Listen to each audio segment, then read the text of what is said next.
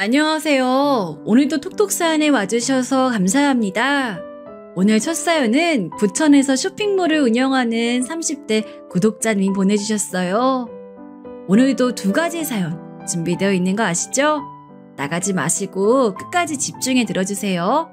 그럼 바로 시작할게요. 전 톡톡 사연 나미입니다.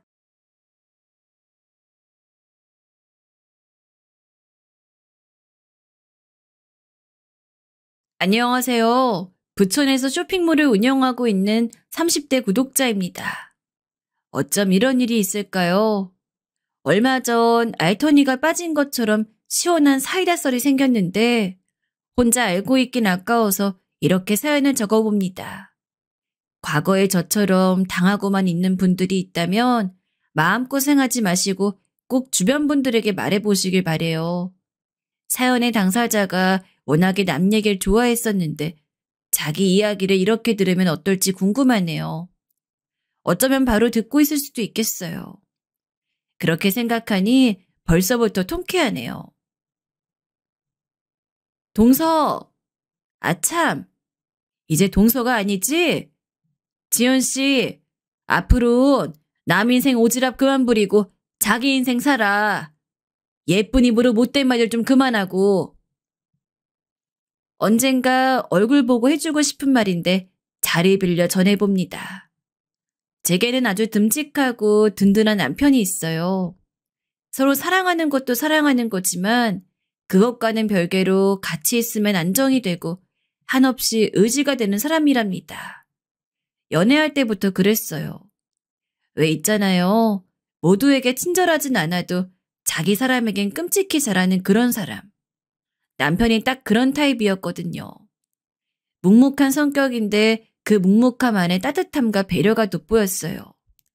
그런 모습에 반해 제가 더 결혼을 보챘네요. 지금 생각해도 참 잘한 결혼이에요. 남들은 남의 편이라고 해서 남편이라고 부른다는데 제 남편은 무조건 제 말을 믿고 편들어주는 사람이거든요. 전 동서와의 일도 남편이 있어 통쾌하게 해결될 수 있었던 것 같아요. 남편과 처음 만난 건 동네 카페였었습니다. 평일 오후에 한적한 카페요. 평범한 회사원 둘이라면 절대 만나지 못할 시간과 장소였어요. 전 앞서 말씀드린 것처럼 온라인 쇼핑몰을 운영하고 있어요. 레트로한 그릇이나 컵, 작은 인테리어 소품을 판매하는 쇼핑몰이랍니다. 왜 있잖아요. 어릴 때 집집마다 있던 델몬트 유리병 같은 거. 그게 한동안 엄청 유행이라 없어 못 팔 정도였거든요. 주로 그런 걸 구해다 팔고 있어요. 투박한 폰트로 서울 우유, 칠성 사이다 같은 게 적힌 예쁜 컵도 있고 화려한 프린팅이 된 그릇이나 패턴 테이블보, 화분 같은 것도요. 젊을 때는 옷이나 액세서리들을 주로 팔았는데 이젠 제가 직접 모델을 하기에는 좀 남사스런 나이가 되어서요. 그렇다고 다른 누구를 모델로 내세울 만큼 옷을 잘 고르는 것도 아니에요. 그러다 보니 요즘엔 자연스럽게 소품 쪽으로 힘을 주고 있네요.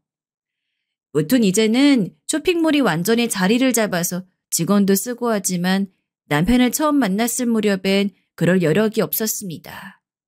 저 혼자서 발품 팔아 물건도 구하고 홈페이지 관리도 하고 물건도 포장하고 매일이 정신없는 하루의 연속이었죠. 그래도 너무 보람차고 기뻤어요. 누구의 눈치도 보지 않고 나만의 사업을 할 수 있다는 게 거기다 어지간히 자리를 잡아서 이젠 그럭저럭 먹고 살 만큼 벌 수 있다는 게 그저 감사했거든요. 창고 겸 사무실로 쓰는 공간이 있지만 물건을 쌓아놓다 보니 예쁘게 꾸미지 못하고 살았습니다. 그래서 오전에 카페로 출근해서 인테리어 소품들 사진을 촬영하고 사진을 보정하고 홈페이지에 업로드하는 작업을 하곤 했어요. 매일 그 카페에 출근 도장을 찍는 단골 중에서도 단골이었죠. 사장님이랑 알바생이랑도 꽤 친했고요. 그런 사정이다 보니 카페에 자주 오는 사람들은 눈에 있더라고요. 남편은 그 손님들 중 하나였어요. 정장을 멀끔하게 차려입고 카페에 앉아 서류들을 펼쳐놓고 여기저기 전화하는데 자세히 들어보니 무슨 의료용 기기 같은 걸 영업하는 사람이더라고요. 손에 들고 쓰는 조그마한 기구가 아니라 왜 있잖아요. MRI나 엑스레이처럼 커다란 검사기계요. 처음엔 관심도 없었고 그냥 수많은 손님 중 한 명인가 보다 하고 지냈는데 어느 날엔가 바로 근처에 앉는 바람에 통화 소리가 다 들리더라고요. 본의 아니게 엿듣게 되었죠. 과장님, 저 아시잖아요. 제가 어디 없는 소리 할 사람인가요? 처음엔 오직 저만 믿고 저희 회사 설비를 선택해 주셨을 때 제가 분명히 말씀드렸죠. 끝까지 책임진다고요. 장비에 혹여라도 어떤 결함이든 문제든 흠집이든 사소한 어떤 거라도 발견되면 새벽이든 주말이든 괴념치 마시고 꼭 전화 주십시오. 제가 다 책임지겠습니다. 예, 예, 들어가세요. 어찌나 자신감이 넘치고 남자답던지요. 소품 사진을 찍고 있었던 사실도 잊어버리고 넋을 놓고 훔쳐봤다니까요. 첫눈에 반하고 만 거죠. 그 뒤로는 괜히 카페에 갈 때마다 신경이 쓰이더라고요. 옷도 좀 더 꾸미게 되고요. 어린 시절부터 제 이상형은 늘 한결같이 듬직한 남자였어요. 게다가 저희 남편 꽤 핸섬하거든요. 어떻게 해야 말 한번 걸어볼 수 있을까 마음만 졸이고 있었는데 이게 웬일 그이가 먼저 제 테이블로 다가오는 거예요, 글쎄. 저기 안녕하세요. 저희 자주 봤었죠. 이렇게 인사드리는 건 처음이지만요. 실례가 안 된다면 잠깐 앞에 앉아도 될까요? 너무 놀라서 심장이 쿵쿵 뛰는데 티내지 않으려고 얼마나 애썼는지요. 전 겨우 담담한 표정을 유지하며 말했어요. 네, 어쩐 일이세요? 아, 저는 직업 특성상 미팅할 일이 많아서 이 카페를 자주 이용하거든요. 아, 회사가 이 근처입니다. 근처라서, 아니, 아무튼 하려던 말은 그게 아니고 카페에 올 때마다 계셔가지고 내심 궁금했거든요. 어떤 분인지요.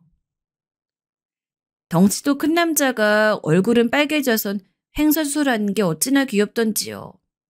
이 사람 일할 때와는 다르게 꽤 순둥이구나 싶었어요.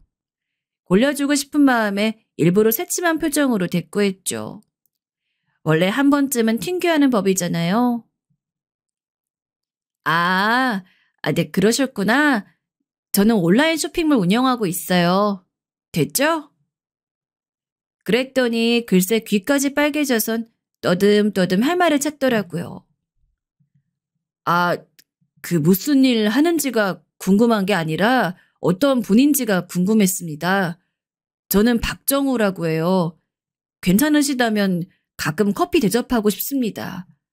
이야기 나눠보고 싶어서요. 젠틀하고 깔끔한 어필에 전 두말 할 거 없이 오케이를 보냈답니다. 그렇게 1년의 연애 끝에 결혼에 꼴이 나게 되었어요. 남편에겐 나이 차이가 꽤 많이 나는 남동생이 한 명 있어요. 아마 9살 정도 어렸을 거예요. 어린 시절부터 맞벌이로 바쁜 부모님 대신 남편이 거의 도맡아서 키웠다고 해요. 그래서인지 거의 사이좋은 부자관계 같아요. 어찌나 서로를 끔찍이도 아끼는지요. 이거 우리 민우가 좋아하는 건데. 오, 이거 우리 민우한테 잘 어울리겠다. 데이트를 할 때도 이런 말을 습관처럼 달고 살았습니다. 이제와 생각해보니 질투를 할 법도 했는데 그 당시에는 그런 모습이 그저 좋아 보이기만 했네요. 생각해보면 이 사람과 결혼해야겠다고 다짐하게 된 것도 도련님을 챙기는 남편의 태도 때문이었습니다. 다른 건 몰라도 결혼하고 나면 정말 가정에 충실하겠구나. 그런 생각이 절로 들었거든요. 그리고 그 생각은 정확히 맞아떨어졌죠. 결혼식을 준비하고 신혼집을 구하고 살림을 합치는 동안에도 남들은 한 번씩 다 거치고 간다는 부부싸움이나 사소한 다툼 한 번 없었어요. 늘 든든하게 곁에서 지지해주는 남편 덕분이었죠. 그러던 어느 날 남편이 제게 할 이야기가 있다며 분위기를 잡았어요. 이렇게 진지하게 이야기하는 일은 잘 없었기 때문에 전 무슨 이야기일까 궁금하면서도 내심 두려운 마음도 들었습니다. 여보, 우리 민우 말이야. 고시 준비 끝마칠 때까지는 지금처럼 물심양면 도와주고 싶어. 알잖아. 내가 민우를 어떻게 생각하는지. 또 민우가 나를 어떻게 생각하는지. 부모님은 연로하셔서 이제 그런 거 기대할 수가 없잖아. 난 우리 민우 믿거든. 할 수 있을 거라고.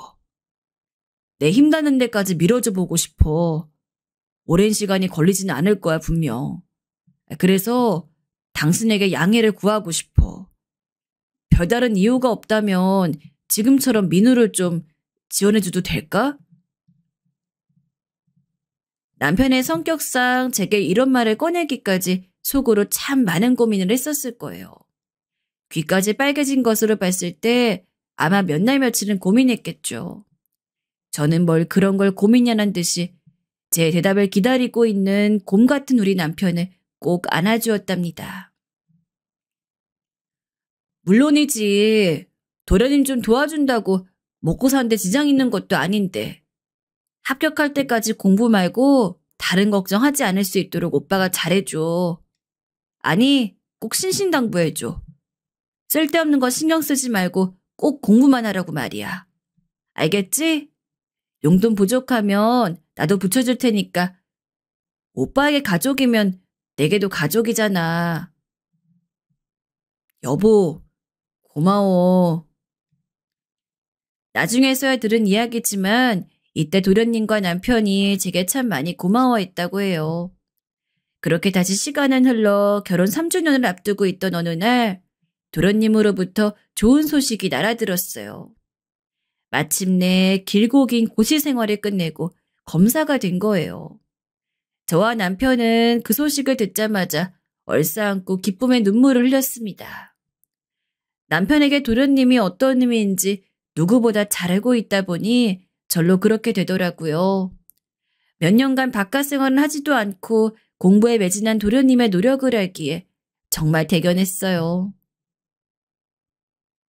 우리 민우 이제 좋은 직장도 생겼으니까 괜찮은 신부감만 찾으면 딱이겠다. 남편이 기쁜 얼굴로 말했어요. 아유, 안 그래도 검사라고 하면 소개팅이나 손자리가 줄을 선다더라. 오빠 걱정 마. 뭐 쓸데기 없는 걱정을 다 하고 있어. 도련님은 이제 자기 눈에 차는 사람 콱 붙잡을 일만 남은 거야. 제 말은 얼마 지나지 않아 이루어졌어요. 부모님의 지인들로부터 수많은 손자리 소개팅 자리가 서기 시작했거든요. 어디 그것뿐인가요? 대학교 후배란 친구들도 매일 연락해오고 건너 알고 지내던 친구들에게까지 연락이 오더래요. 이래서 사람은 앉은 자리가 중요하다고 하나 봐요. 우리 자랑스러운 도련님은 얼마 안 가 연애를 시작했다고 하더니만 몇 달 안 되어서 부모님께 인사를 드리러 온다는 거 아니겠어요? 듣지 않니 아버님의 고향 후배가 다리를 놔준 친구라나 봐요. 그래서 이렇게 빨리 자리가 성사된 거였어요. 전 내심 걱정이 들어 남편에게 말했습니다. 여보, 아무리 그래도 좀 이른 거 아니야?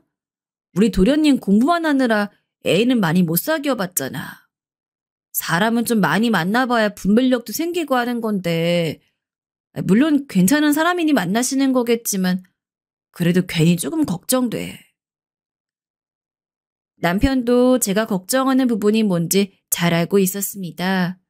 워낙에 쑥맥이라 검사란 타이틀만 보고 동생을 만나는 사람이 있을 수 있다고 내심 걱정하고 있었거든요. 그렇지만 아버님의 고향 후배가 다리를 놔준 사람이기도 하고 도련님에게도 별다른 이야기를 듣지 못했기 때문에 애써 쓸데없는 걱정이겠거니 하고 넘기기로 했어요. 직접 눈으로 보기 전엔 판단하는 건 아무 의미 없다고 생각했거든요. 그런데 역시나 제 걱정은 현실이 되어버렸습니다. 예비동서를 처음 소개받는 날부터 분위기가 좀 쎄했어요. 뭐랄까, 대놓고 선을 넘진 않는데 살살 긁는 느낌이랄까요? 화를 내자니 제가 이상한 사람이 되는 것 같고 그렇다고 참자니 그것도 좀 꼴이 우습고 그 미묘한 경계 말이에요. 예비동서에 거슬리는 행동은 처음 마주 앉았을 때부터 시작되었습니다. 신부님께 인사드리기 전에 저희 부부와 도련님 부부만 따로 먼저 만남을 가진 자리였거든요. 도련님이 예약해놓은 식당이라 전 예의상 정말 맛있겠다면서 도련님 덕분에 이런 식당에 다 와보고 호강한다고 고맙다고 먼저 인사를 드렸죠. 그러면 보통은 상식적인 선에서 안부 인사가 오갈 텐데 예비동서는 그런 거 없이 다짜고짜 이렇게 이야기하는 거예요. 어머 언니, 이런 식당은 잘 안 오셨나 보다. 요즘 젊은 친구들 사이에선 유명하거든요, 여기. 사업하신다 들었는데 이런 것도 모르시고 트렌드를 너무 모르시는 거 아니에요? 누가 들었으면 아주 오래 알고 지낸 절친한 언니 동생인 줄 알겠어요. 그날이 초면이고 저도 나름대로 집안 어른인데 저런 식으로 말하는 게 불편하긴 했지만 도련님 얼굴을 봐서라도 그냥 좋게 저 아가씨가 너무 긴장해서 무리하나 보다 그렇게 생각하고 넘어가기로 했어요. 남편도 그런 눈치였고요. 지연아, 우리 형이랑 형수 정말 고마우신 분들이야. 나 검사할 수 있다고 끝까지 믿어주고 도와주셨어. 어떤 의미에서는 부모님보다 더 든든한 분들이야, 나한테. 듣다 못한 도련님이 애둘러 한 소리 했는데 이해를 못한 건지 일부러 못 알아듣는 척 하는 건지 갈수록 한수를 더 뜨더군요. 그런데 두 분은 어떻게 만나 결혼하셨어요? 언니가 먼저 따라다니셨어요? 아주버님이 훨씬 인기 많으셨을 것 같은데? 어떻게 아주버님이랑 결혼하셨지? 그쯤 되니 헛웃음이 다 나더군요. 이렇게 눈치가 없을 수가 있을까요? 이젠 남편이 언짢아해서 오히려 제가 진정시켜야 할 분위기였어요. 그렇게 겨우 누르고 식사를 하려는데 기어이 또 한마디를 덧붙이더군요. 남편에게는 꼬박꼬박 아주버님이라고 하면서 저한테는 굳이 언니라고 하더라고요. 처음부터 저를 집안 어른으로 생각하고 싶지 않았던 걸까요? 다시 생각할수록 사람이 더 밉게 기억되네요. 아, 참. 언니 쇼핑몰 하신다고 했죠? 근데 여자가 집에서 남편 내조해주는 게 더 좋지 않아요? 보다 못한 남편이 헛기침을 하며 밥 식겠다, 얼른 먹자 하면서 대화하기 싫은 티를 팍 냈어요. 어찌나 살아온판 같던지 결혼하면 도련님 내조 잘하겠단 말이겠지. 하고 남편 옆구리 쿡 찌르고 속삭이고 말았네요. 집으로 돌아오면서 남편과 저는 번갈아 가며 한숨만 푹푹 쉬었습니다. 저 사람은 영 별로인 것 같은데 하면서 말이에요. 그날 밤 도련님이 저희 부부에게 장문의 메시지 보냈더라고요. 남편에게 따로 저에게 따로요. 물론 예비동서가 예의 없이 군 것에 대해 사과하는 메시지였어요. 오늘 많이 불편하셨죠? 정말 죄송하다. 나쁜 친구는 아닌데 아직 어려서 말을 가려할 줄 모른다. 제가 따끔하게 잘 이야기하고 다음부턴 다신 이런 일 없도록 하겠다. 뭐 그런 내용이었죠. 아끼는 도련님에게 이런 장문의 메시지를 받으니까 찝찝한 마음이 좀 풀리더라고요. 남편도 안심하는 모양이었어요. 다행인지 불행인지 아무튼 의외인 게 도련님의 말에 의하면 부모님께 인사드리던 날엔 깍듯하게 잘했다고 하더라고요. 저희 신부모님도 아가씨가 사근사근하고 부침성이 좋다며 예쁘게 보시고 결혼을 일사천리로 진행시켰던 걸 보면 어른들께는 그 못된 심보를 꽁꽁 숨겼던 것 같아요. 처음에는 조금 꺼림칙한 느낌이 있었지만 도련님의 사과도 있고 또 신부모님께는 잘했다고 하니 그날의 일은 완전히 잊기로 남편과 합의를 봤어요. 우리가 아끼는 도련님이 선택한 사람인데 잘해보자. 긴장해서 실수한 거겠지. 그래, 민우를 믿어주자. 지금까지도 그래왔잖아. 그렇게 도련님은 동서와 무사히 결혼을 마치고 가장으로서의 인생을 새로 시작하게 되었어요. 이렇게 해피엔딩으로 끝마쳤다면 얼마나 좋았을까요? 동서의 폐악질은 아직 시작도 되지 않았다는 것을 그때 우린 누구도 알지 못했어요. 어느 날 낯선 번호로 전화가 오더라고요. 저장이 안 된 번호라 받을까 말까 고민하는 사이 뚝 끊어졌는데 또 곧바로 전화가 울리는 게 아니겠어요? 받아보니 동서였어요. 번호를 교환한 적이 없는데 어떻게 제 번호를 알고 있는 건지 동서가 다짜고짜 이런 소리를 했습니다. 형님, 통화 한 번 하기 정말 어렵네요. 일하는 여자라 바쁘다고 티내시는 것도 아니고. 아무튼 많이 바쁘신가 봐요. 떨떠름했지만 괜히 분란을 만들기 싫어서 대충 얼버무리고 용건을 물었어요. 그러자 다름이 아니라 저희 이번에 이사했잖아요. 집에 놓을 조명이랑 인테리어 소품 같은 게 좀 있으면 좋겠는데 형님이 그런 거 판다고 하셨던 게 생각나서요. 저 사이트 알려주시면 몇 개 골라볼게요. 하는 게 아니겠어요? 전 당연히 골라서 구매한단 말인 줄 알고 제 쇼핑몰 사이트를 알려주었어요. 2시간쯤 지났나? 동서의 번호로 메시지가 오더군요. 형님, 저 A-1023번 하얀색 제품이랑요. B-4431번 우드 상판 제품이랑요. B1132번 제품으로 보내주세요. 저희 집 주소 아시죠? 오빠한테도 형님이 주신 선물 잘 받았다고 할게요. 전 무슨 말인가 싶어 메시지를 3번은 읽었어요. 황당해서 머리를 한 대 맞은 것 같았죠. 쇼핑몰 구경해보니 제품들이 너무 예쁜데 이사 선물로 주실 수 있냐 아양을 떨며 말해도 몇 번이나 만났다고 일어나 싶을 판에 이렇게까지 당당하게 요구하니 오히려 할 말이 없더군요. 어떻게 할까 잠깐 고민하다 그냥 좋은 마음으로 보내주기로 했어요. 어차피 도련님 결혼기념으로 저희 부부가 이것저것 가전이며 생활용품이며 하는 것들을 선물하기로 이야기했었거든요. 거기에 몇 개 얹어주는 거라고 생각하기로 했어요. 말 한마디로 천냥빚을 갚는다고 예쁘게만 말했어도 좋은 마음으로 몇 가지 더 넣어서 기쁜 마음으로 보내줬을 텐데. 아휴, 이제 와서 뭘 어쩌겠냐 싶더라고요. 그저 도련님한테는 이러지 말고 잘 살기를 바랄 수밖에요. 알았어요.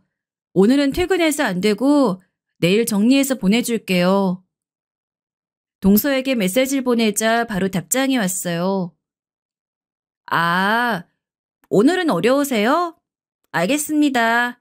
기다릴게요. 혹시 제가 저도 모르는 사이에 동서에게 빚을 졌던가요? 꼭 빚독촉 받는 기분이더라고요. 휴, 근데 이런 거 남편에게 하소연하기도 못하고 해서 그냥 참고 넘어가기로 했어요. 받고 나서의 반응도 어이가 없더라고요. 보내주셔 감사하다, 잘 쓰겠다 이런 감사 인사는커녕 저를 의심하더라고요. 근데요 형님, 혹시나 해서 말인데 돈 안 받고 그냥 보내주는 거라고 반품된 거나 촬영하느라 여기저기 끌고 다니던 거 보내주시는 거 아니죠? 아니 동서, 말을 무슨 그런 식으로 해. 내가 도련님 행복하게 잘 살라고 보내준 선물로 남이 쓰던 걸로 보냈을지도 모른다는 말이야? 아무리 어려서 잘 모른다고 해도 그렇게 함부로 말하면 안 되지. 이사 축하 선물을 받고 감사하단 말은 못할 망정 못 파는 물건 준 건 아니냐고 매도하면 어떡해? 아닌 말지 뭘 화를 내고 그러세요. 그렇게 화내시니까 더 설마 싶네요. 아무튼 새 거 보내주신 거면 됐어요. 잘 쓸게요. 자기가 먼저 무례한 말을 해서 제가 거기에 성을 내니 왜 별것도 아닌 일에 화를 내냐는 식으로 반응을 하더라고요. 동서는 너무나도 당당하게 무례를 범하고 전 황당해서 벙찌다 보니 동서의 페이스에 말리는 일이 부지기수였어요. 동서는 주기적으로 뻔뻔한 요구를 아주 당연한 듯 하더라고요. 형님 파시는 옷 몇 벌 좀 보내주세요. 가족인데 좀 주실 수 있잖아요. 제가 형님네 쇼핑몰 피팅 모델하는 거 어때요? 저 정도면 얼굴이랑 몸매도 괜찮은 편이고 충분히 피팅 모델 할 수 있을 것 같은데. 아니면 형님 주변에 아는 분들 없어요? 쇼핑몰 피팅 모델 자리 좀 소개시켜 주세요. 그 정도 해줄 수 있잖아요. 본인이 입을 옷을 몇 번 달라 형님은 남는 게 옷 아니냐. 친구에게 선물하려고 하니 몇 벌 챙겨주라. 피팅 모델 자리 주선해달라 등등. 뭘 달라는 말도 한두 번이지 감정 소모하기 싫어 웬만하면 수긍해줬더니 끝도 없더라고요. 아주 갈수록 사람을 우습게 보는 것 같았어요. 참다 도저히 이건 아니다 싶어 몇 마디 쏘아댔더니 바로 이런 답장이 오더라고요. 저 같으면 저한테 잘 보일 텐데 쇼핑몰 하시면서 알게 모르게 법 위반하는 거 있을 거 아니에요. 머리가 띵했어요. 자기 남편이 검사니까 저더러 잘 보여야 하지 않겠냐는 거잖아요. 고발이라도 하겠다는 건지 뭔지 이건 도저히 참을 수가 없더군요. 그대로 동서에게 전화를 걸어 싸붙이기 시작했어요. 동서, 내가 예전부터 참았는데 말이야. 이젠 도저히 못 참겠다. 제정신이야? 어떻게 집안 사람한테 그따위 말을 할 수가 있어? 어? 동선 대체 뭐가 문제야? 내가 우스워? 한참을 가만히 듣고 있던 동서가 딱 한마디라고 전화를 끊어버리더군요. 다 하셨죠? 두고 보세요, 형님. 끝까지 위협이라니 어이가 없어 헛웃음밖에 안 나더라고요. 그 뒤론 다시 전화를 걸어도 수신 차단을 했는지 계속 음성 사서함으로 넘어가 버렸어요. 이때 남편이나 도련님에게 이야기했으면 일이 좀 더 조용하게 해결되었을 텐데 바보 같은 저는 단순히 동서가 저를 싫어해서 그런 거니 저만 참으면 될 일이라고 생각하고 말았네요. 상견례 때도 그렇고 그 이후로도 부모님께는 눈치껏 잘한다고 들었거든요. 도련님하고도 알콩달콩 잘 지내는 것 같았고요. 그래도 한바탕 한 이후로 제가 불편해진 건지 꼴도 보기 싫은 건지 연락이 뚝 끊어지더라고요. 전화해서 옷 내놔라, 피팅 모델 시켜달라 그런 소리 안 하니까 어찌나 살 것 같던지요. 남편에게 넌지시 물어보니까 도련님하고는 여전히 잘 지낸대요. 다행이다 싶었죠. 그렇게 일단락 되는 줄 알았는데 진짜 큰일은 추석 때 벌어졌어요. 저는 원래 명절 보내는 걸 좋아해요. 어린 시절부터 시골 큰 집에 내려가서 맛있는 거 잔뜩 먹고 사촌들이랑 뛰어놀고 하던 게 좋은 기억으로 남아있거든요. 특별히 제사를 지내는 것도 아니고 해서 제게 있어 명절은 보통 친척들 얼굴 보고 다 같이 맛있는 거 먹고 하는 날이었어요. 결혼할 때 내심 걱정이 됐긴 했죠. 왜 우리나라 명절하면 그런 이미지가 있잖아요. 여자들은 다 같이 음식 준비하느라 고생하고 남자들은 TV나 보면서 쉬고 시댁에 가서 제사 음식 한번 안 해봤냐며 혼날까 봐 걱정을 많이 하긴 했어요. 근데 괜한 걱정이었죠. 남편만큼이나 시댁 식구분들도 다 좋으신 분들이었거든요. 게다가 남자들도 다 같이 제사 음식을 준비하는 분위기라 화기애애한 분위기 속에서 편하게 음식을 준비할 수 있었어요. 정말 복받은 일이라 생각해요. 그렇게 즐겁기만 한 명절이었는데 이번 명절은 무섭기만 하더군요. 동서와 마주 앉아 계속 부딪힐 테니까요. 그 답답한 분위기 생각만 해도 벌써부터 피곤해졌어요. 그래도 어쩌겠어요. 가야죠. 전 그렇게 누구에게도 답답한 마음을 털어놓지 못하고 시댁으로 향했습니다. 생각해보면 웃깁니다. 잘못한 사람은 발 뻗고 잠만 잘 자는데 저만 계속 전전긍긍 도련님네는 별일이 없는지 걱정하고 다가오는 명절을 두려워만 했던 게요. 어머! 어서 오세요, 형님. 정말 오랜만이네요. 먼저 와 있던 동서가 가장 먼저 달려나와 저를 반겼습니다. 이 어시 같은 게 왜 이러나 싶어 어리둥절했지만 좋은 게 좋은 거라고 신부님 앞에서 불편한 소리 나오지 않게 하려고 일어나 싶더군요. 남편을 보니 남편도 어리둥절한 표정을 짓고 있었어요. 처음 인사할 때도 그렇고 결혼식장에서도 제게 살갑게 구는 꼴을 못 봤거든요. 어쩜 그렇게 손바닥 뒤집듯이 신부님이 계실 때와 안 계실 때와 태도가 휙 바뀌는지 이쯤 되니 대단한 능력이란 생각까지 들더라고요. 그래요. 잘 지내셨어요? 남편이 안도하며 동서에게 안부를 물었어요. 이제 철이 좀 들었나 싶었나 봐요. 원래 결혼하면 어른이 된다잖아요. 남편은 동서가 결혼하고 도련님과 살면서 많이 성숙해졌나 보다 했던 것 같아요. 동서는 남편에게도 웃으면서 대꾸하더라고요. 아유, 말도 마세요. 저희 남편 요즘 얼마나 바쁜지 내조하느라 정신이 없다니까요. 형님, 장사는 어떠세요? 여전히 잘 되세요? 제게 이거 보내달라 저거 보내달라 하던 동서가 게다가 법을 위반한 건 없냐던 저런 소리를 하니까 솔직히 좀 불편하더라고요. 그래도 명절이고 분위기 망치기 싫어서 제가 과민한 거라고 생각하고 넘겼어요. 네, 그냥 여전하죠 뭐. 그리고 대화가 더 길어지기 전에 서둘러 자리를 빠져나왔습니다. 동서가 정신을 차렸든 말든 전 이미 감정이 상한 지 오래였으니까요. 될 수 있으면 대화를 섞기도 싫었어요. 그럴 에너지도 없었고요. 그 무렵엔 일 때문에 큰 스트레스를 받고 있었거든요. 10년간 일했던 적이 한 번도 없었는데 최근 들어 별점 테러를 당하는 일이 좀 있었습니다. 프로필 사진도 걸려있지 않고 아이디도 대충 만든 게 딱 악의적인 유령 계정이었죠. 저희 쇼핑몰 사이트는 구매한 사람만 리뷰를 달 수 있게 해놓았거든요.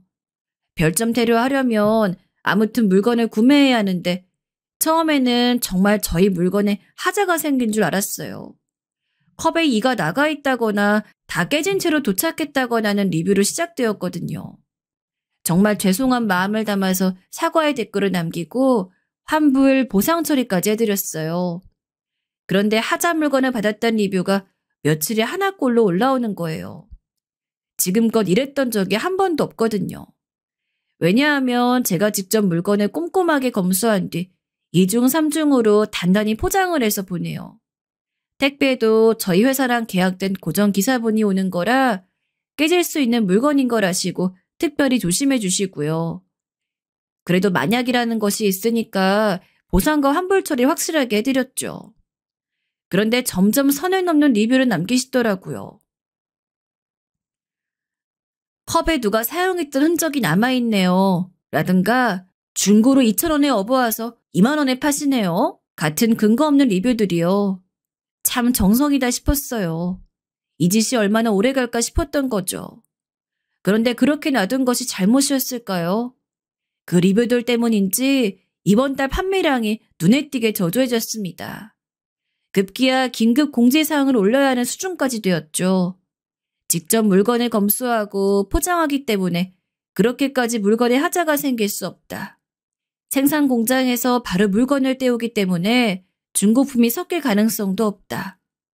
아무리 해명을 해도 그 악의적인 리뷰들을 읽은 소비자들은 마음 한구석에 드는 찜찜함을 털어낼 수 없었나 봐요. 이 사태를 어떻게 해결할지 고민하던 차에 남편이 그러더군요. 우리 민우 직업이 뭔지 잊었어? 이번 명절에 만나서 상의해보자. 아유, 그래도 명절인데 명절에까지 일 생각하게 하고 싶지 않아. 저라고 왜 도련님을 생각하지 못했겠어요. 그런데 이제 막 검사가 되었고 자기가 맡은 일을 처리하기도 벅차 매일 야근하는 사람에게 어떻게 사사로운 일을 부탁하겠어요. 그럴 마음으로 공부시킨 게 아니잖아요.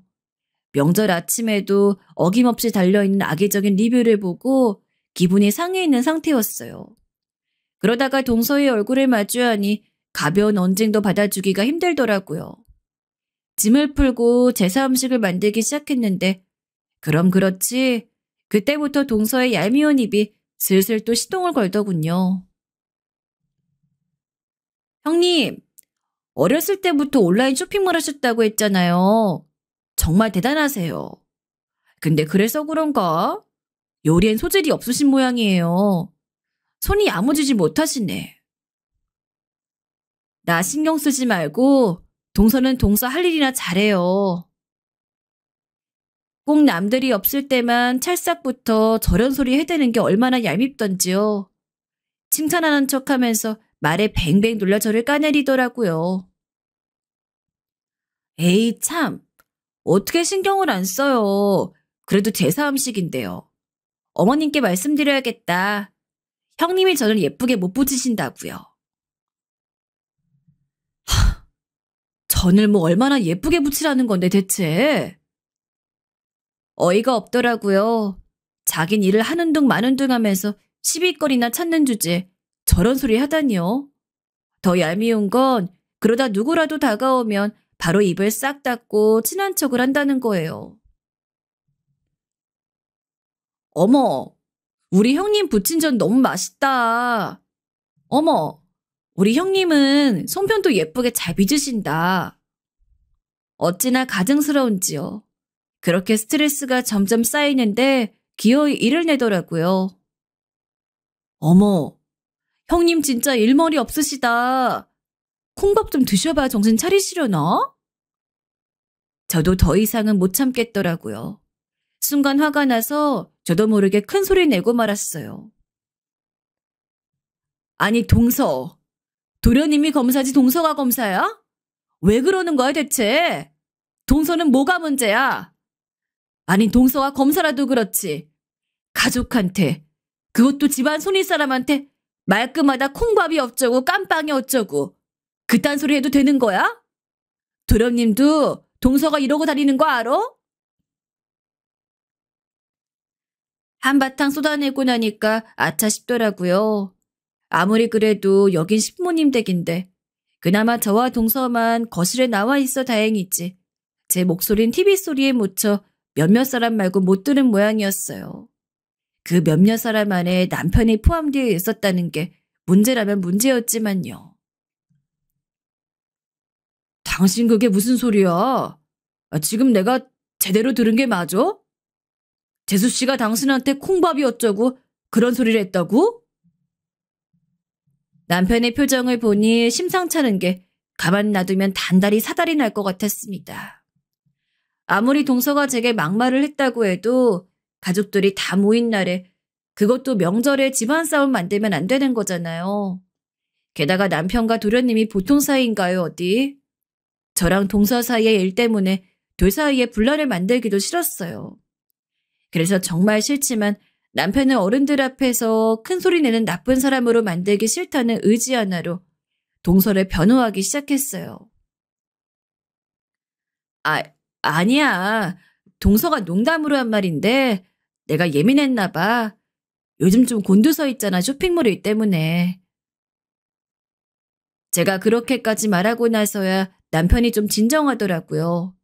집안 어르신들이 무슨 일인지 기웃거리는 것도 신경이 쓰인 모양이고요. 알았어. 내가 오해했나 보네. 미안해요, 재수씨. 근데 아무리 농담이라도 그런 말은 좀 심한 것 같네. 자제해요. 네, 그럴게요. 죄송해요. 동서는 입으로 사과를 하면서도 못마땅한 표정을 짓고 있더라고요. 거기서 제 이성의 끈이 뚝 끊어질 뻔했지만 남편이 바로 달려와 제 편을 들어줬다는 점에서 마음이 조금 풀렸던 것 같아요. 그렇게 방으로 들어가려던 남편이 생각이 났다는데 도련님을 불렀습니다. 민우야, 잠깐만 나와봐봐. 안방에서 어르신들에게 둘러싸여 여러 질문 폭탄을 받고 있던 도련님이 반색을 하고 뛰어나왔습니다. 아무래도 집안에 검사가 나왔으니 가족분들이 물어보고 싶은 게 많으신 것 같아요. 왜 다들 그렇잖아요. 주변에 부동산 하는 사람이 있으면 땅에 관심이 없어도 괜히 물어보고 싶고 주식으로 돈 번 사람이 있으면 주식에 관심이 없어도 괜히 물어보고 싶은 마음. 검사한텐 오죽했겠어요. 그렇게 매번 명절마다 시달리는 게 좀 안쓰러울 지경이었습니다. 남편의 호출이 도련님에게는 반가운 일일 수밖에요. 집안 어르신들 사이에서도 둘의 우애는 유명했거든요. 형, 무슨 일이야? 혹시 사이버 범죄 수사 이런 것도 담당하니? 남편이 제 쪽을 가리키며 도련님에게 되물었어요. 하지. 근데 형수님께 무슨 일이라도 있는 거야? 도련님이 놀란 기색으로 저를 쳐다봤어요. 남편과 우애가 좋은 만큼 저와도 끈끈했거든요. 그 표정이 어찌나 든든하던지 그간 서러웠던 게 한 번에 복받쳐 올라 주책맞게 눈물이 날 뻔했답니다. 요즘 네 형수 쇼핑몰에 악의적인 리뷰를 남기는 사람이 있거든. 어지간하면 우리 선에서 해결해 보려고 했는데 경찰서에 신고하니까 고소장은 받아주질 않더라고. 온라인 쇼핑몰 리뷰의 경우 본인의 생각을 적은 거기 때문에 악의적인 테러라 볼 수 없다나. 개인의 자유라나 뭐라나. 근데 도가 지나쳐도 너무 지나쳐. 일부러 물건을 망가뜨려서 사진을 찍어 올리더라니까. 남편이 말을 하면서도 화가 치밀어 오르는지 눈살을 구겼습니다. 평소에 조용하고 차분한 사람이라 한번 화가 나면 분위기부터 완전히 바뀌어 정말 무섭게 느껴지거든요. 남편의 표정을 본 도련님도 덩달아 심각한 표정을 지었어요. 심각한 일인 것을 직감한 거죠. 형수님, 그 리뷰들 좀 보여주세요. 얼른요. 전 머뭇거리면서 핸드폰을 켜 그동안 찍어놓은 악성 리뷰들을 보여줬어요. 경찰서에 제출하려고 모아둔 거였는데 이렇게 모아놓고 보니 생각보다 양이 꽤 되더라고요. 와, 이거 완전히 사이코 아니야? 한 사람이 했다고 치면 정말 악의적이네. 형수, 형, 걱정 마. 이거 내가 무조건 고소장 접수해서 수사 시작하라고 할게. 이 정도면 수사 시작하기 충분해. 전 도련님의 핸드폰으로 그간 모은 증거 자료들을 전송했습니다. 미안해. 가뜩이나 바쁘고 정신없을 텐데 나까지 한 손 거들여서. 명절에까지 일 생각하게 하기 싫어서 다음에 조용히 도움 요청하려고 했는데. 그러자 도련님이 어이없다는 듯 너털 웃음을 터뜨리며 말했어요. 아니 형수, 말 진짜 서운하게 하시네요. 우리가 보통 사이예요. 제가 검사된 것도 이렇게 다 누리고 사는 것도 다 형이랑 형수 덕분이잖아요. 저도 알고 형도 알고 형수도 알고 온 세상 사람들이 다 아는데 그렇게 서운한 말씀하지 말아요. 가슴속에 항상 감사한 마음 갖고 사니까요. 제가 형이랑 형수를 얼마나 아끼는데요. 그러니까 다신 그렇게 남처럼 이야기하지 마세요. 저 진짜 화냅니다. 도련님이 짐짓 단호한 태도로 말에 맺었어요. 너무 고마워서 또 눈물이 날 뻔했네요. 언제 이렇게 든든하게 자랐는지 그날만큼은 도련님이 남편만큼이나 큰 의지가 되었습니다. 걱정 마세요. 제가 이 자식 어떻게든 잡아서 반드시 콩밥 먹게 해줄 거니까. 뒤에서 듣고 있던 동서의 표정이 사색이 되어 있더라고요.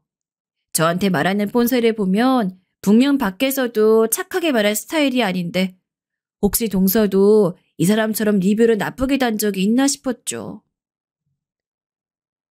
뭘 그렇게까지 해요. 쇼핑몰에서 별점 좀 안 좋게 줬다고 고소하고 그러면 어디 구매자들이 마음 편히 리뷰를 달겠어요? 그러다가 형님 쇼핑몰 이미지만 망가질까 걱정돼요. 그냥 좋게 좋게 해결 보시는 게 어때요? 뭘 어떻게 좋게 해결해? 이 사람한테 환불도 해주고 보상도 해주고 다 해준데도 이러잖아. 그렇게 마음에 안 들면 우리 쇼핑몰에서 구매를 안 하면 되는데 계속 구매하고 이런 리뷰 적는 걸 보면 분명 악의적인 마음이 있어. 웃기죠? 지금까지 한 번도 저에 대해 좋게 말한 적이 없는 동서가 제 쇼핑몰 이미지를 걱정한다는 게요.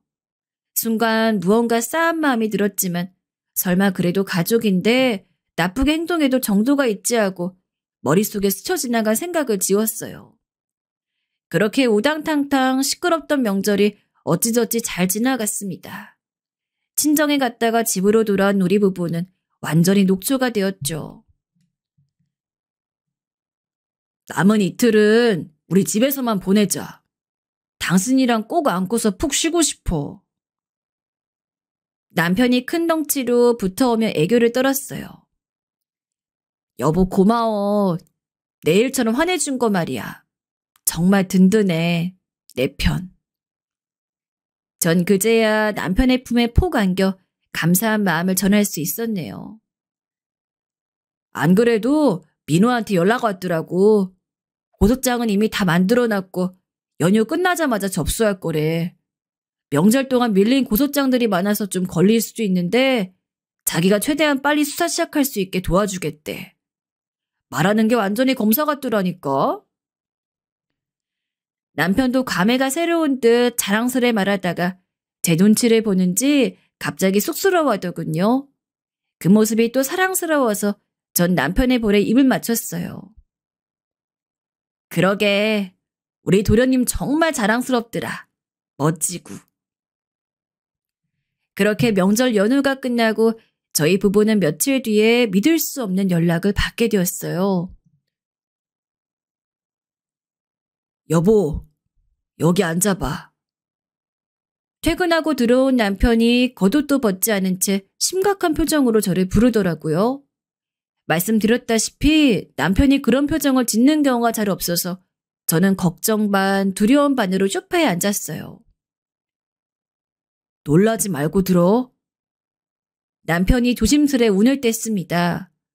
얼마나 심각한 일이길래 이러나 싶어 마음의 준비를 단단히 했는데 남편의 입을 통해 나온 말은 상상 그 이상이더라고요.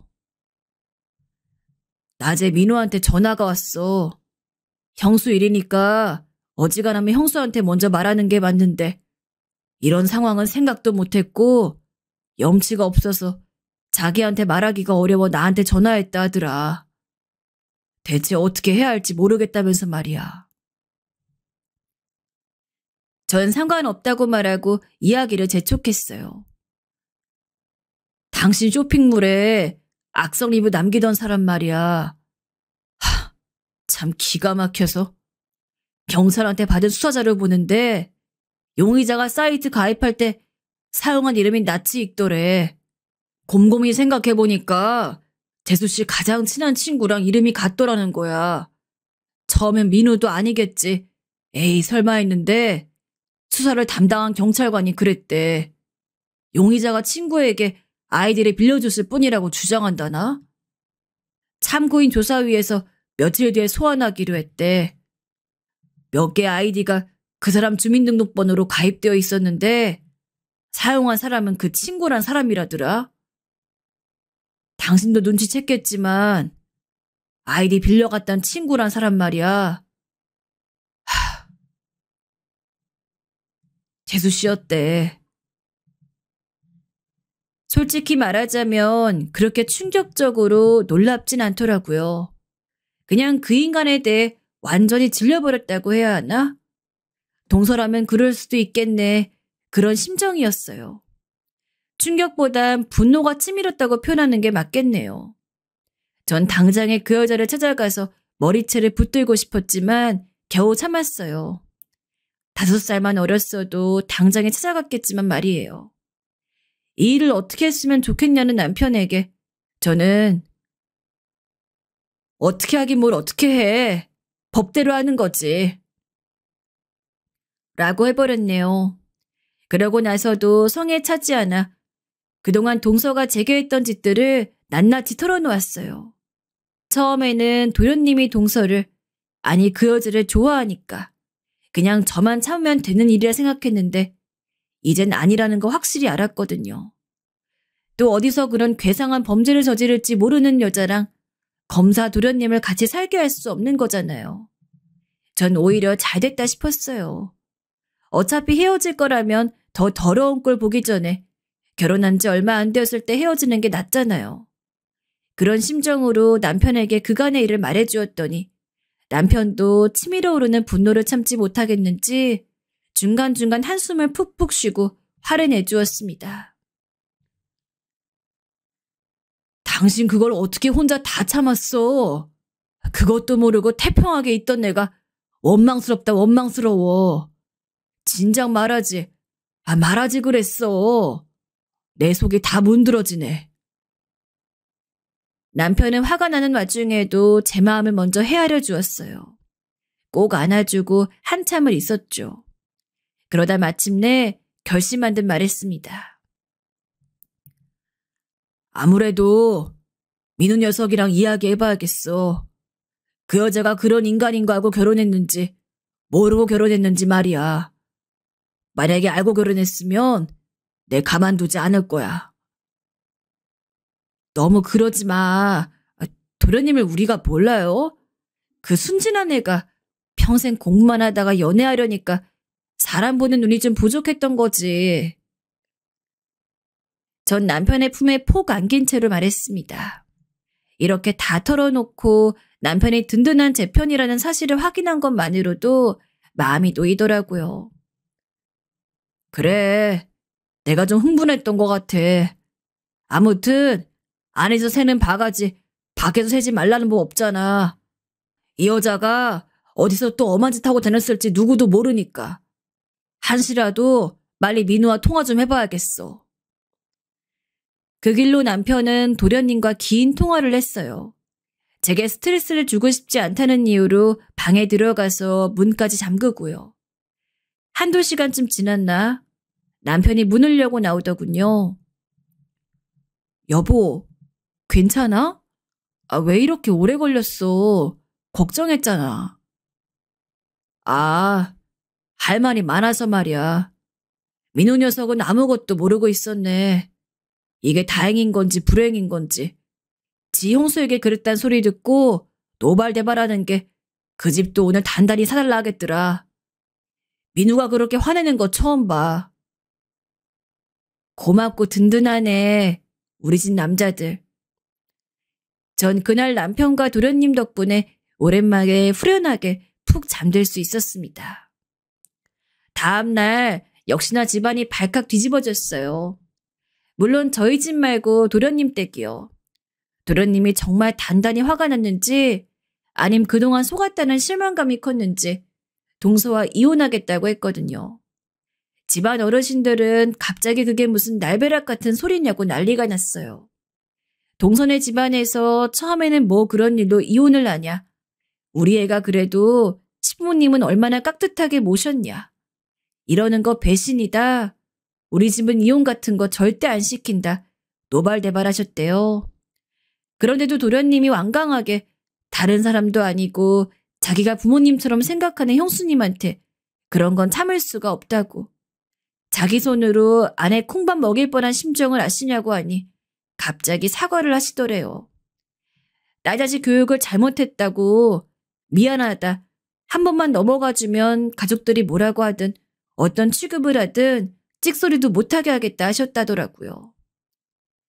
태세를 전환하는 것도 유전인 건지 하지만 이미 저희 도련님 마음은 되돌릴 수 없었어요. 하기야 저는 처음부터 동서의 이런 모습을 쭉 봐왔지만 도련님은 동서의 예쁜 모습만 봐왔을 거잖아요. 자기 아내가 본인이 생각한 사람과 생판 다른 사람인 것을 받아들이기도 힘들었을 텐데 심지어 본인이 은혜를 갚아야 한다고 했던 저희 부부를 되려 망하게 하려고 했다는 사실에 죄책감을 느꼈나 보더라고요. 가장 큰 배신감을 느끼는 건 본인이라면서 조금이라도 미안한 마음이 있으면 곱게 이혼할 수 있게 도와달라고 했다네요. 다시 한번 생각해보라던 시부모님께도 저희 남편이 차분히 그동안 있었던 일을 말씀드리면서 도련님 결정이 맞는 것 같다고 말씀드리자 이혼에 찬성하는 분위기가 되었어요. 물론 이혼 경력이 생기는 건 자랑스러운 일은 아니에요. 그렇지만 그 인간의 추잡한 본성을 알게 되었는데 계속 참고 사는 건 말도 안 되는 거잖아요. 이번엔 참고 더 같이 살았다면 지금보다 더 감당하기 힘든 일이 생겼을 거라고 생각해요. 도련님의 이혼 선언 후 며칠이 지난 어느 날이었어요. 동서에게 전화가 걸려오더라고요. 이젠 동서란 단어만 들어도 노이로제에 걸린 것처럼 끔찍했고, 솔직히 말해서 또 무슨 엄한 소리를 할까 받기 싫었는데 그래도 확실히 말해줘야 속 시원할 것 같아 일단 받았습니다. 그랬더니 글쎄 한다는 말이 형님, 어떻게 저한테 그러실 수가 있어요? 장난이었잖아요. 전 형님과 나름 친하다고 생각해서 그런 거였는데 기분 나쁘셨을 줄 몰랐어요. 죄송해요. 그렇게 싫으시면 진작 말씀하셨어야죠. 처음엔 알겠다 하시더니 갑자기 화내시고 아무 말씀 안 하시다가 갑자기 화내셔도 전 다 그러려니 했는데 이러시면 안 되죠. 다 큰 어른이 겨우 그런 일 가지고 쪼르르 일러 바치시고. 솔직히 검사 남편이라면 자랑하고 싶지 않으시겠어요? 그리고 쇼핑몰 리뷰도 그래요. 안 그래도 오늘 경찰서 가서 다 이야기하고 오는 길인데요. 그거 정말 제 친구가 쓴 거 맞아요. 제가 소개시켜줘서 컵 몇 개 사봤더니 다 깨져서 왔다잖아요. 제가 얼마나 난처했는 줄 아세요? 제가 형님 쇼핑몰 망하게 하려고 했다고요? 전 형님 잘 되시라고 친구들 소개해준 죄밖에 없어요.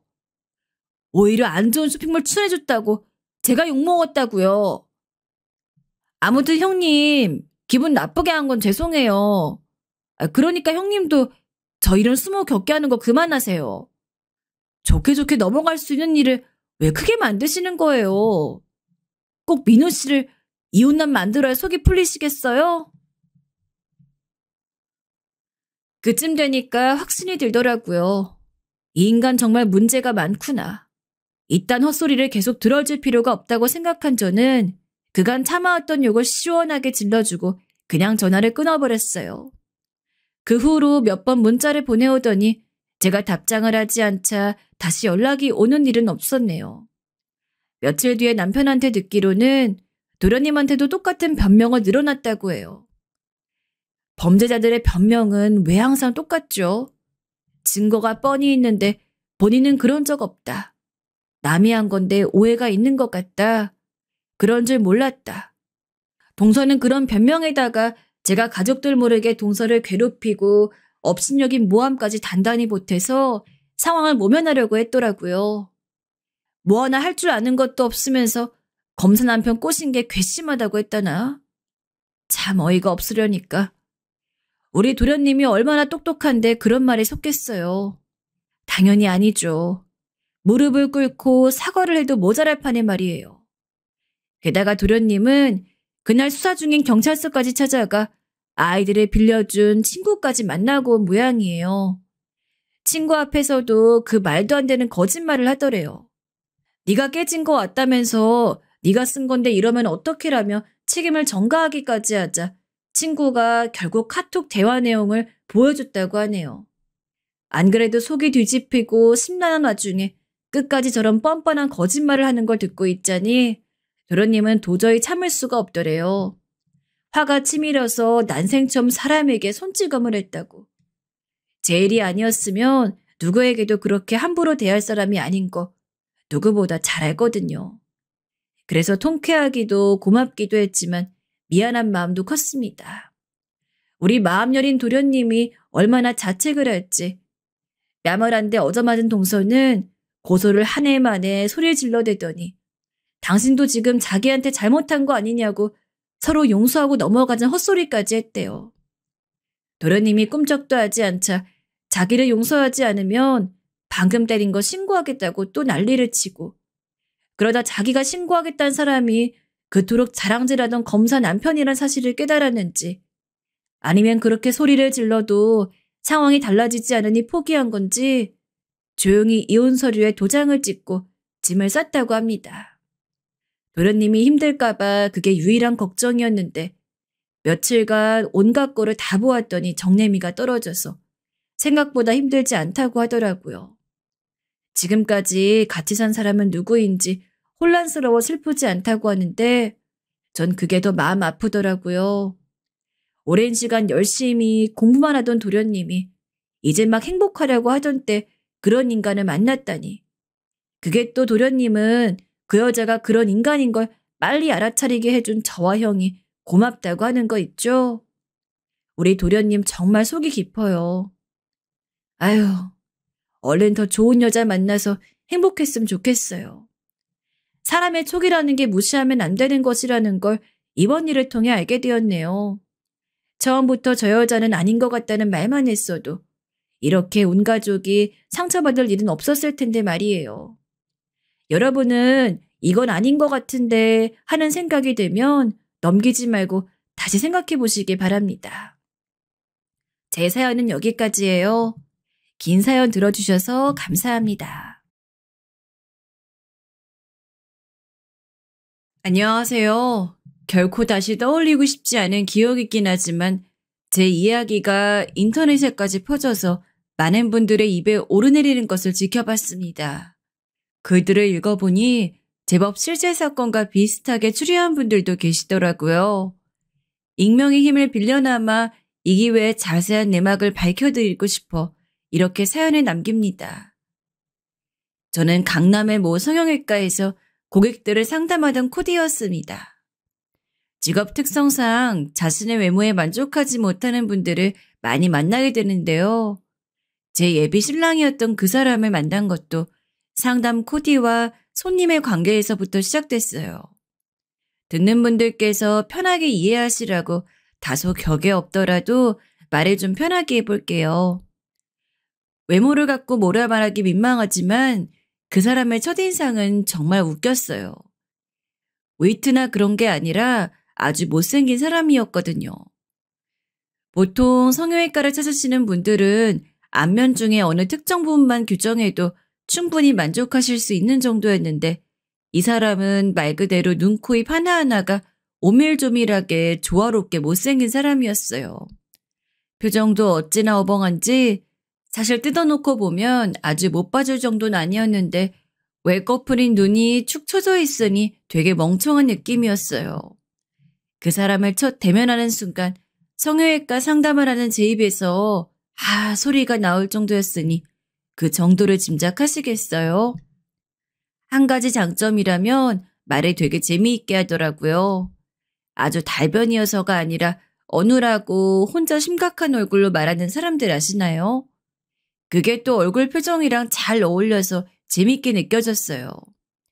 틈만 나면 온갖 지식을 뽐내는 걸 되게 좋아했는데 잘 모르는 이야기긴 하지만 듣고 있으면 뭔가 앞뒤가 잘 안 맞는 것 같은데도 그게 웃긴 거예요. 예를 들어 별을 보고 있으면 보통 사람들은 그냥 별이 있다 또는 밝다 정도로 이야기하잖아요. 그런데 이 사람은 갑자기 저 별이 어떤 별이고 저쯤 되면 얼마나 멀리 있고 뭐 그런 이야기를 쭉 늘어놔요. 그런데 듣다 보면 뭔가 되게 엉터리 같은 느낌이 있는 거예요. 뭐랄까 좀 많이 허술해서 상대방의 긴장을 풀어버리는 스타일의 사람이었어요. 이런 요소는 호감을 불러일으키기보단 사실 좀 조금 혐오스러운 스타일이긴 해요. 하지만 제가 이 사람을 약간 다시 보게 된 건 이 사람이 재벌가의 회장 아들이었단 점이었어요. 이름만 대면 알고 그런 회사는 아닌데 나름 코스닥 상장 회사였지요. 그렇게 알고 보니 사람이 확 달라 보였습니다. 좀 산만하고 이상한 말만 해대는 사람에서 유쾌하고 이지적인 사람으로 180도 다르게 보였던 거예요. 그런데 두어 번 상담을 진행하는데 갑자기 데이트 신청을 하더라고요. 제 직업이 그렇다 보니 일적인 관계에서 그런 만남은 거절했겠지만 워낙에 배경과 능력이 좋은 사람이어서 저도 선뜻 받아들였어요. 많은 분들이 공감하시겠지만 사실 거절할 수 없는 유혹이었고 또 만나본다고 해서 나쁜 거 없으니 일단은 어떤 사람인지 알아가 보기로 했지요. 그런데 몇 번 만나보니 생각보다 장점이 많은 사람이었어요. 우선 좋은 집안에서 자라서 그런지 구김살이 없는 성격이 가장 큰 매력이었습니다. 콤플렉스가 없다는 것이 인간관계에서 얼마나 큰 장점이 되는지 이 사람 만나면서 느꼈어요. 제가 어떤 말을 해도 웃으면서 받아줄 줄 알았고 늘 여유가 느껴졌어요. 돈을 쓸 때도 물론 그렇지만 언제나 긍정적이었고 좋은 말만 하니 외모의 단점도 잘 안 느껴지더라고요. 좀 엉뚱하게 느껴지는 지식 자랑도 어느 순간 귀엽게 보이기 시작했고요. 또 저는 성격이 조금 까탈스러운 면도 있고 감정 기복이 심해서 하루에도 우울했다가 기분 좋았다가를 반복할 때가 많은데 그런 저와 달리 이 사람은 항상 기분이 일정하고 한결같더라고요. 그런 그 사람 옆에 있다 보면 저까지 안정되고 차분해지는 느낌이 들면서 덩달아 여유 있고 긍정적인 사람이 되는 것 같았어요. 나중에 어딘가에서 들어보니 이것이 후광 효과라는 거래요. 어떤 사람이 가진 배경, 가령 직업이나 환경 같은 것들이 신뢰를 줄 만한 배경이라면 그 사람이 하는 대부분의 말과 행동을 신뢰하게 된다고 하네요. 그냥 쉬운 말로 콩깍지가 쓰이는 거겠죠. 그 당시 제가 딱 그 짝이었어요. 하지만 후광 효과든 콩깍지든 간에 도저히 용서가 안 되는 부분들이 몇 가지 있긴 했는데요. 재벌가 사람이라고 하기에는 뭔가 이 사람 몸에 뱀 습성이 많이 깨는 부분이 있었죠. 특히 사람 정색하게 만드는 건 뭘 먹을 때예요. 보통 사람들이 뭘 먹을 때 고개는 살짝만 숙이고 수저로 음식을 들어 입으로 넣잖아요. 그런데 이 사람은 먼 음식을 먹듯 접시에 코를 박고 음식을 먹어요. 짜장면까진 보기 힘들어도 이해해보겠는데 파스타도 그렇게 먹더라고요. 더군다나 진작에 안 고치고 뭐 했는지 몰라도 비염이 굉장히 심해요. 환절기엔 고개를 쳐박고 먹다가 음식에 콧물을 뚝뚝 흘리는 걸 보고 영혼이 달아나는 줄 알았어요. 그러고는 맛있다고 지 접시를 들어서 저한테 먹어보라고 권하고 그럴 때마다 저는 그 음식 안 좋아한다고 하거나 못 먹는다고 사양했죠. 한절기 몇 번 지나고 나니까 제가 먹을 줄 아는 음식이 없게 되더라고요. 최대한 기분 상하지 않게 고개를 약간 들고 먹었으면 좋겠다고 말했더니 외국 유학 시절에 몸에 밴 버릇이라고 하더라고요. 아니 무슨 외국 유학을 인도 빈민촌에서 하다 왔나 싶었지만 전 그래도 아시아를 못 벗어나면 내가 모르는 뭔가가 있겠지 하고 최대한 이해해 보려고 노력했어요. 또 하나 이 사람과 만나면 불편한 점도 있었어요. 지식 자랑을 많이 한다고 했잖아요. 이런 일이 있었어요. 그 사람과 함께 어느 날 미술관을 가게 되었는데 가기 전부터 걱정이 되는 거였어요. 분명 미술에 관련된 엄청난 지식을 가지고 있을 테고 이걸 또 저한테 줄줄이 읊을 텐데 여기서 아무것도 모르는 듯 멀뚱히 듣고만 있으면 너무 제가 바보같이 보일 것 같았거든요. 그래서 전 가기 전부터 그날 갈 미술관을 미리 돌아보고 관련된 정보를 모조리 다 외우고 난 후 그 사람을 만났습니다. 그런데 만반의 준비를 하고 왔는데 그날따라 그 사람이 이상하게도 조용한 거예요.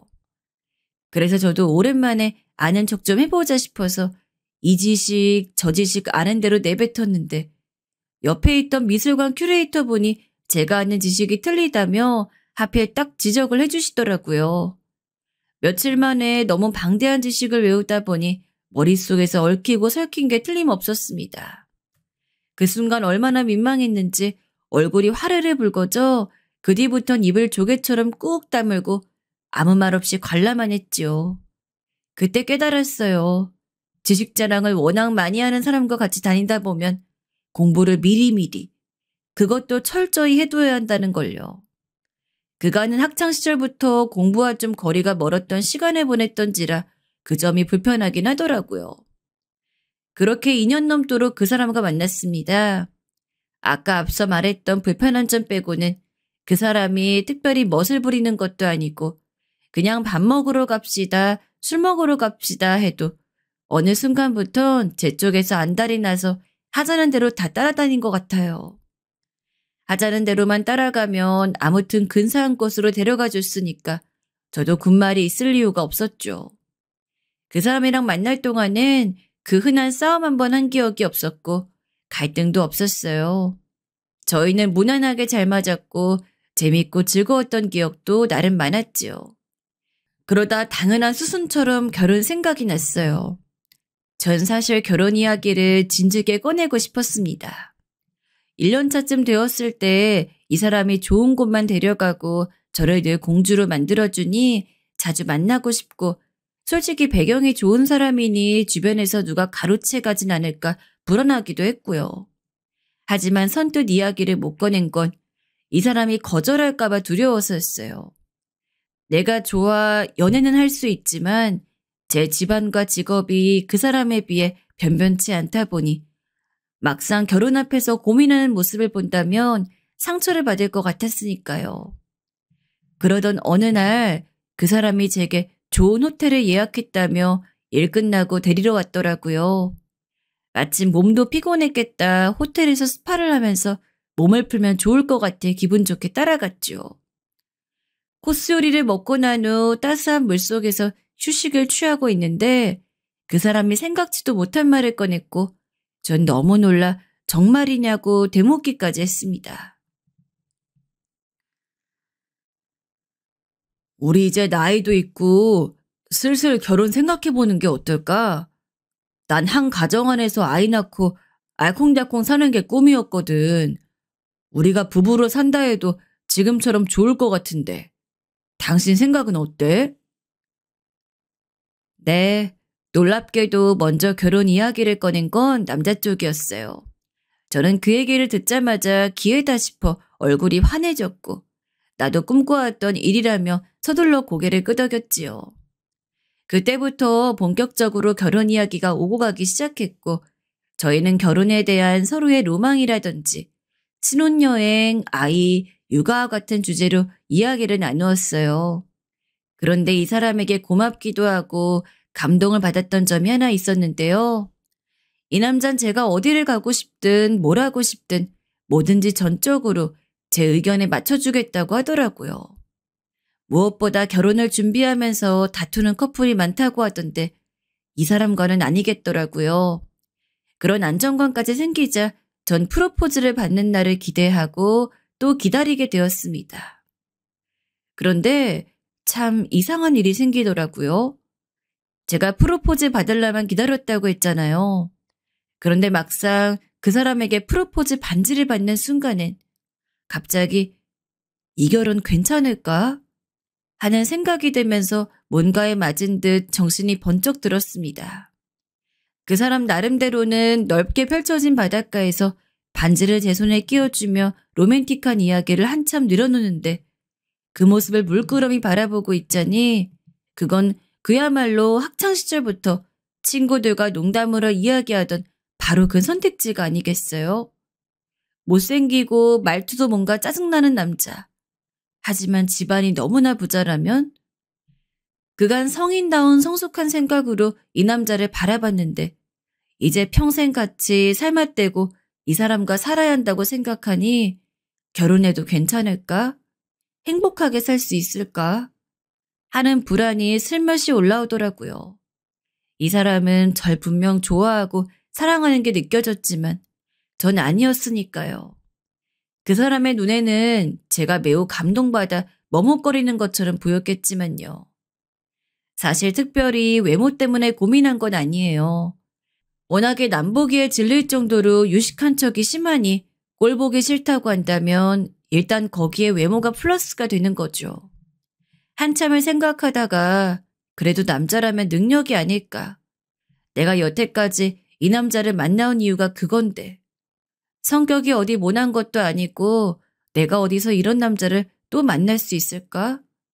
그동안 살면서 제 스스로 딱히 속물이라 생각한 적은 없었는데 그 순간엔 그렇게 되더라고요.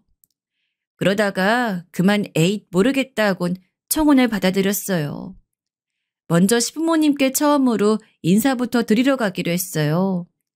회장이면 대체 얼마나 잘 사나 하고 가는 길에 눈만 깜빡이고 있었는데 집에 가보니 대문에서부터 입이 떡 벌어지더라고요.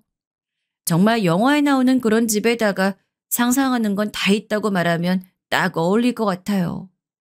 일 때문에 나름 돈 좀 있는 사람들 많이 만나봤지만 이건 정말 차원이 다른다는 생각이 들었습니다. 그날 난생 처음으로 자존감이 확 깎이는 느낌을 받았습니다. 이미 대문에 들어서기도 전부터 이런 집안에서 과연 날 며느리로 들이려고 할까? 생각하니 기가 팍 죽더라고요. 저희 집안은 그야말로 평범한 중산층 가정이고요. 그때까지 저희 집도 그리 못 사는 편은 아니었기에 나름 자부심을 갖고 살았지만은 시부모님의 집을 보는 순간 갑자기 몸이 얼어붙기까지 하더라고요. 청심하면 먹고 왔어야 하는 생각이 들면서 인터넷에서 그간 보았던 재벌가 며느리 생활에 대한 이야기들이 머릿속을 스쳐 지나갔습니다. 영어로 말하며 가방금 짧은 식구 무시하는 동서들, 시어머니의 재벌가 며느리 교육, 집안에 존재하는 엄연한 서열과 차별들, 살아는 판을 걷는 듯한 분위기, 드라마 속에서 봤던 장면부터 시작해서 인터넷에서 본 이야기까지 후루룩 생각이 나는 거예요. 사실 조금 불안해서 프로포즈 받은 다음 날부터 인터넷에 재벌가 며느리, 재벌가 생활만 꾸준히 검색하며 스터디를 했었거든요. 그런 이야기들을 읽어보니 생활이 보통 살벌한 게 아니어서 자신이 없었는데 그런 저를 꾸준히 설득했던 건 예비 신랑이었어요.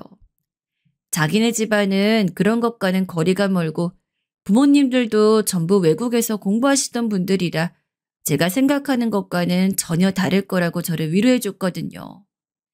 예비 신랑은 집 앞에서 얼어붙은 제 안색을 눈치채곤 부모님 다 좋으신 분들이라며 긴장 풀라는 식으로 몇 가지 농담을 던지더니 저를 집 안으로 이끌었어요. 잔뜩 긴장된 얼굴로 배웠던 예비 신부님들은 너무나 다행스럽게도 아주 자유로운 사고방식을 가진 분들이었어요. 예비 신랑 말 맞다나 인사를 드리고 대화를 나눠보니 생각했던 것과는 달리 크게 격식을 따지거나 그런 분들이 아니었습니다. 특히 어머님은 농담도 잘하시고 말도 얼마나 재밌게 잘하시는지 제가 상상하던 재벌 시어머님과는 영 땅판이었고요. 그간 성형외과에서 본 어지간한 사모님들보다 훨씬 점잖다는 생각이 들었어요. 아버님께서도 온화한 인상을 가지고 계셨는데 특별히 말은 별로 없으셨지만 저를 마음에 들어하시는 눈치였어요. 뭔가 프리패스란 느낌을 받을 정도였으니까요. 예비 신부님을 뵙고 나니 전 마음이 놓이면서 큰 벽 하나를 넘은 기분이었습니다. 예비 신랑은 그것 보라며 긴장했던 저를 놀리었지만 전 혹시나 제가 그분들의 기준에 맞지 않는 며느리일까봐 너무 떨렸거든요. 특히나 예비 신부님들은 며느리 시집살이도 안 시킨 분들인 것 같아 더 좋았어요.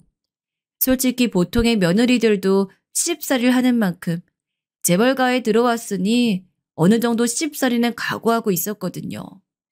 그런데 어머니께서 저에게 대놓고 너희들의 생활에 간섭하지 않을 거고 거리를 두고 존중해 줄 거라고 그러니 걱정하지 말라고 하시더라고요. 물론 처음 만난 자리니 그렇게 말씀하신 거고 약속이 지켜지지 않을 수도 있지만 어머니의 눈빛과 태도는 진심 같아 보이셨어요. 전 그렇게 너무나 흡족한 마음으로 부모님께 허락을 받은 사실을 말했고 그때부터 저희 집안은 그야말로 난리가 났습니다. 제가 재벌가의 며느리가 되다니요. 그 집에서 본 것들을 엄마에게 말씀드렸더니 저희 엄마는 거의 감동을 하셨죠. 집안에 경사가 났다고 동네방네 친구분들에게 전화를 돌리기 시작하셨어요. 엄마 친구분들은 이게 무슨 일이냐며 제가 재벌가 며느리가 된다는 소식에 놀라셔서 뒤로 나자빠질 지경이셨어요. 저를 조금 무시하고 깎아내리던 분들까지도요. 특히 저희 엄마 친구분 중 자식이 변호사가 돼서 틈만 나면 제 직업을 하찮게 생각하시는 분이 있었는데 글쎄 제 얘기를 듣자마자 득달같이 달려와선 용돈을 주시려 하시고 자기 딸 얘기 좀 잘해달라고 하는 거 있죠. 푼돈 벌어서 언제 시집 가겠냐고 걱정하시던 분이 제게 요즘 딸벌이가 시원치 않다며 부탁을 하고 있으시니 새삼 권력과 돈이 얼마나 사람을 위로 솟구치게 하는지 알게 됐네요. 아빠께선 어수선 떨지 말라고 재벌가 며느리면 그 집이 재벌이지 우리와 무슨 상관이냐고 말씀하시며 조금 다른 반응을 보이셨어요. 엄마가 너무 들떠하니 조금 가라앉히려고 하신 듯 보였죠. 하지만 아빠 역시 내심 저를 자랑스럽게 생각하는 눈치였습니다. 그런 부모님을 보니 저도 기분이 좋아지고 어깨가 으쓱해지더라고요. 솔직히 결혼으로 효도할 거라곤 저조차 상상하지 못했는데 엄마 아빠가 이렇게 좋아하는 모습을 보니 프로포즈를 받아들이길 너무 잘했단 생각이 들었습니다. 그리고 예비 신랑이 저희 집에 방문하는 날 저희 엄만 동네 분들까지 다 불러 잔치밥상을 마련했습니다. 사실 저희 엄마는 음식을 그렇게 맛있게 하는 편이 아니었어요. 간도 좀 못 맞추셨고 요리 쪽으로는 영 그래서 아빠가 대신 요리를 하시는 날도 많았거든요. 그런데 엄마도 그 부분이 마음에 좀 걸렸는지 동네 분들을 모으셨고 예비 신랑을 보자마자 소박하게 한다고 했는데 음식이 맛있을지 모르겠다며 수줍게 말씀하시는데 그 모습이 너무 귀여워 보였네요. 그런데 음식이 눈앞에 있자 신랑은 원래 하던 대로 음식에 코를 박고 먹더라고요. 솔직히 엄마와 아빠가 있으니 안 그럴까도 싶었는데 습관은 여전한지 예비 신랑은 개의치 않다는 듯 평소보다 더 코를 박고 음식을 먹었습니다. 전 엄마가 내심 어떻게 생각할까 싶어 엄마 쪽을 보았지만 엄마는 오히려 신랑이 자기가 차린 음식을 무척 좋아한다는 뜻으로 받아들이신 듯 먹는 모습이 복스럽다며 밥 한 공기를 덮어주더라고요. 제 눈에 콩깍지가 씌었듯 엄마 눈에도 그런 것 같았죠. 저희 부모님에게도 잘하는 예비 신랑을 보며 모쪼록 모든 게 순조롭다는 생각이 들었어요. 신랑이 인사를 드리고 난 후엔 2년간 연애 더 기다릴 것도 없다 싶어서 얼마 안 있어 곧바로 상견례 준비했어요. 그때부터 저희 부모님께서는 은근히 걱정을 내비치셨습니다. 재벌가랑 결혼하려면 혼수니 예단이니 그런 것들은 어느 선에서 맞춰야 하지 않냐며 어머님 걱정이 태산이셨습니다.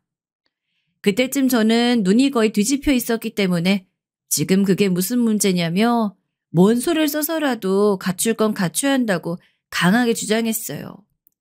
아무리 사돈 간에 어려운 사이라고 하지만 저 하나만 시집 가면 주변 사람들 일자리 정도는 그냥 생기는 거 아니겠냐고요. 아버지 역시 딸 자식 기죽이는 일 없을 테니 걱정 말라고 호언을 하셨지요. 그리고 드디어 상견례 날이 되었습니다. 시어머니와 예비 신랑은 먼저 와서 가벼운 인사를 나누고 있었고 시아버지는 조금 있다 오셨는데 전 이름도 모르지만 한눈에도 최고급이다 싶은 그런 승용차가 도착하더라고요. 기사님과 함께 차에서 내리는데 저희 부모님들께서도 그제야 뭔가 실감이 나시는지 긴장한 표정이 역력했어요. 엄마는 단아하고 아름다운 분위기를 풍기며 명품을 입고 계신 시어머니를 보더니 제게 귓속말로 더 좋은 옷을 입고 왔어야 했다고 속삭이시기도 했어요. 전 그런 엄마에게 너무 긴장하지 말라고 하면서 손을 꽉 잡아드리곤 예비 시부모님께 다가가 인사를 드렸습니다. 시부모님은 첫 만남 때처럼 인자한 웃음으로 절 맞이해 주셨고 저희는 미리 예약해둔 한정식 집으로 발걸음을 옮겼습니다. 솔직히 저도 부모님을 모시고 뵈는 건 처음인지라 긴장은 되었지만 티내지 않기 위해 무던히 애쓴 것 같아요. 자리에 앉고 음식이 하나둘 나오자 시아버지께서 먼저 입술을 떼셨습니다. 서로 큰 부담 없이 조촐하게 예식하고 두 아이도 소박한 집에서 출발했으면 한다고. 결혼식에 너무 많은 신경을 쓰지 마시라고요. 그 말씀에 저희 부모님 안색이 환해지셨고 저도 편한 웃음을 되찾을 수 있었습니다. 설사 재벌가 결혼식이니 너무 거하게 하면 어쩌나 그 부담은 어떻게 해야 하나 나름 부모님도 걱정이 많으셨는데 시아버지의 말씀으로 한결 마음을 놓으신 거였죠. 분위기는 점점 화기애해졌어요. 시어머니는 적당한 농담으로 긴장된 분위기를 풀어주셨고 저희 엄마는 그 농담을 받아주시면서 서로 훈훈한 덕담이 오고 가기도 했어요. 제가 그토록 바라고 바라던 상견례장 분위기였습니다. 그런데 집으로 돌아오면서 엄마가 제게 이런 말을 하더라고요. 네 시아버지 될 사람 먹는 모습이 좀 유별나지 않았니? 아, 그거? 전 엄마의 말에 공감한다는 듯 고개를 끄덕였어요. 사실 그 자리에서 당황스러웠던 순간이 있었어요. 갈비가 나왔는데 시아버지께서 다소 조금은 개걸스럽다고 말할 수 있을 정도로 음식을 드셨거든요.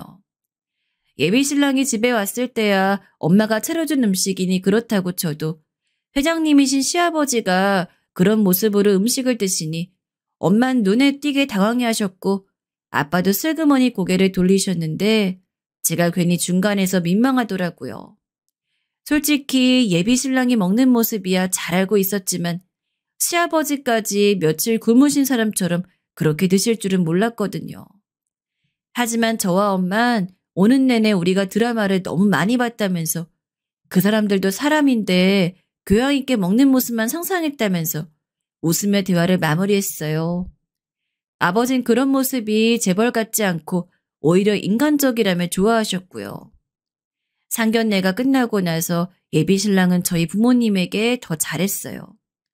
크게 비싼 선물은 아니지만 소소하게 건강식품을 챙겨드리며 앞으로 가족이 될 사이니 잘 보이고 싶다는 듬직한 말까지 하더라고요.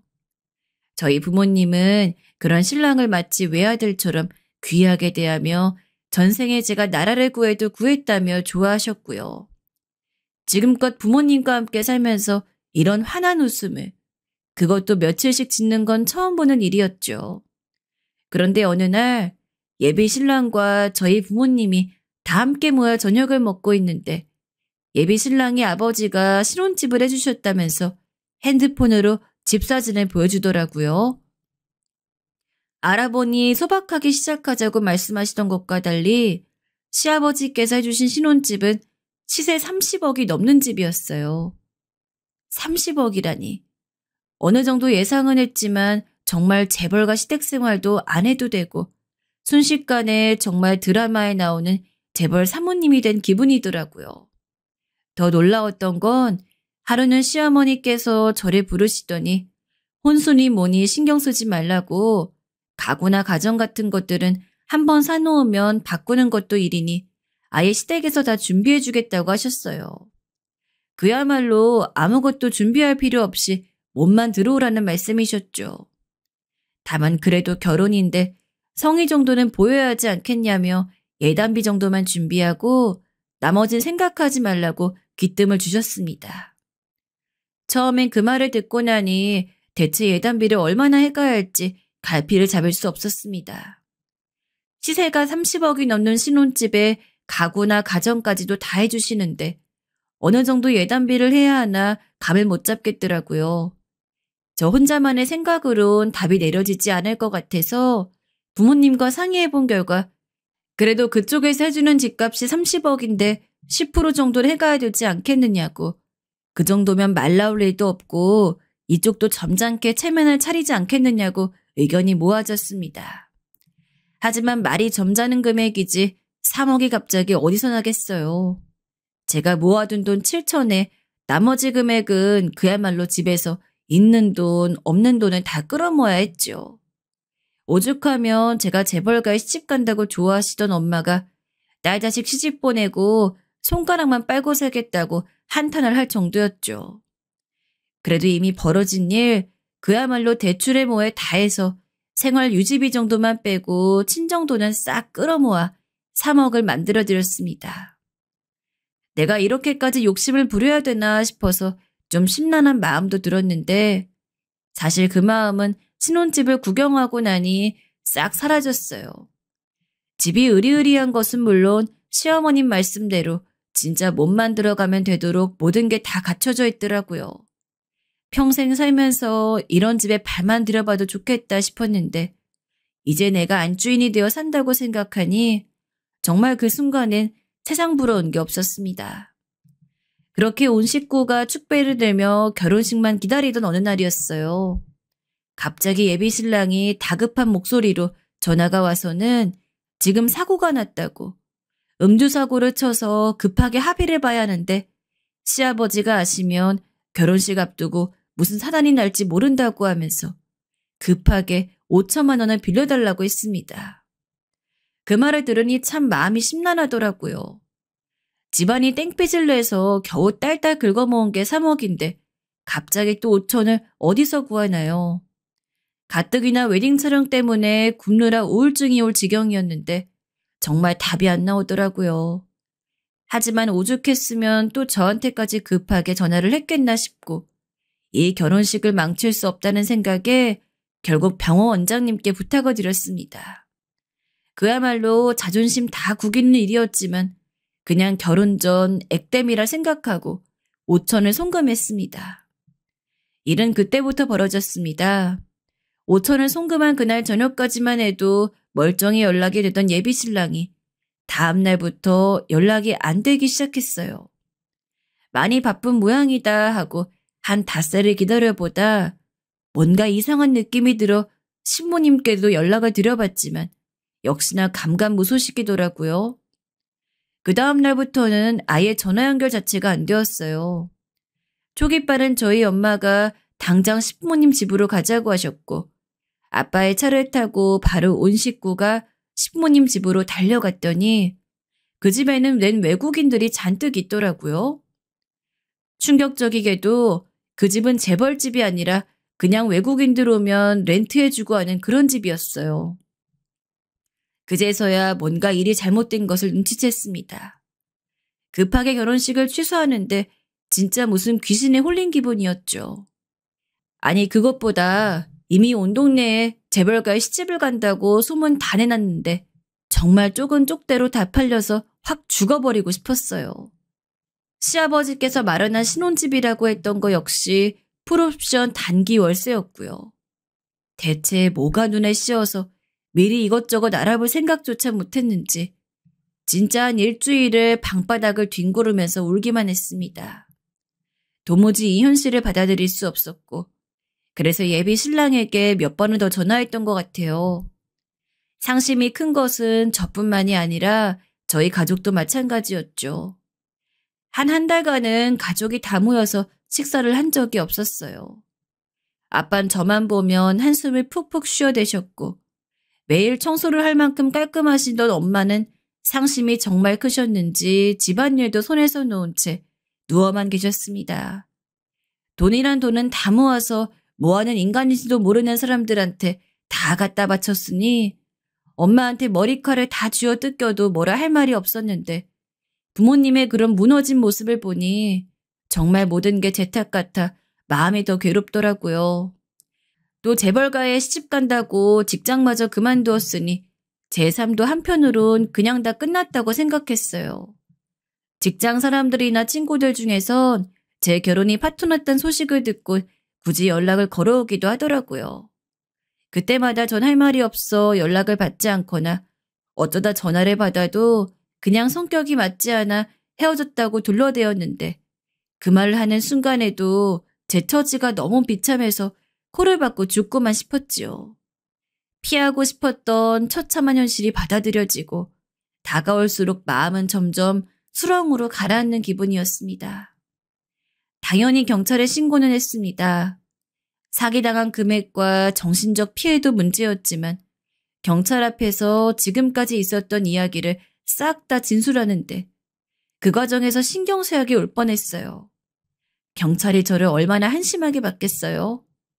진술을 하면서도 경찰이 속물이 사기꾼에게 속아 넘어갔다는 식으로 저를 보는 것 같아 경찰부 눈을 제대로 마주칠 수가 없었습니다.